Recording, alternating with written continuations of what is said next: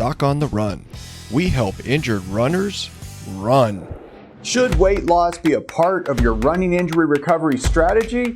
Well, that's what we're talking about today on the Doc on the Run podcast. The other day in the Runner's Aid Station, where I answer questions for runners who are trying to get back to running as quickly as possible, well, I got a great question. And this was, if I get stress and strain on my foot because I'm overweight, should losing weight be part of the strategy to actually get it to recover as fast as possible? This is a great question. In many ways, it's completely reasonable. I mean, I often talk about how important it is to reduce the stress and strain on the one injured piece of tissue that's trying to recover so that it can actually heal faster and you can get back to running.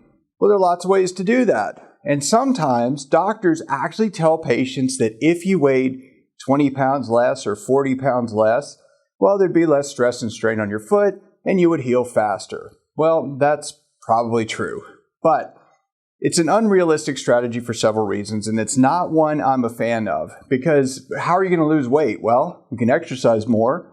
So if you're exercising more in a way that actually puts more stress and strain on the injured tissue, that is not going to help. If you can do it without putting stress and strain on your foot, okay, fine. If you can do it with putting some pressure on your foot but not putting it on that piece of tissue, maybe that's fine.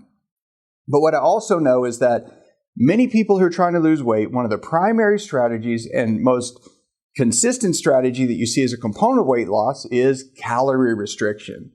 If you limit your intake of food, if you're just cutting calories and eating less, you have not only less calories to gain weight, but you also have less building blocks to actually rebuild the tissue. So you cannot build anything without the materials that it takes to put it together.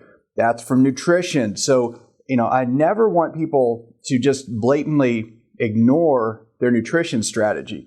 What I see runners do wrong a lot of the times, frankly, along those lines, is that they'll have a very dedicated nutrition strategy when they're training, and then when they get injured, they think, well, I'm not training, so I don't have to really pay attention to my food, and it doesn't matter that much.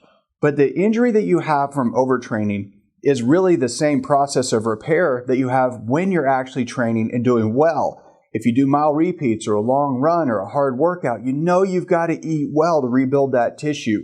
And cutting calories to lose weight when you're recovering from a big piece of tissue damage where you have an overtraining injury, terrible idea. So don't do it. So if a doctor tells you that you need to lose weight to get your injury to heal, they don't know what they're talking about. That doesn't make any sense. You've got to get this thing healed first. So would it be better if you lost weight? Maybe. I don't know, but that's not my area. My area is helping injured runners who have a foot and ankle injury and they want to get back to running as quickly as possible. So do everything you can to focus that healing, get back to running, and then worry about the weight loss part later. You can always deal with that, but do not take weight loss strategy, calorie restriction, any of those things that might actually impede your healing and think that's going to make you heal faster, because it won't.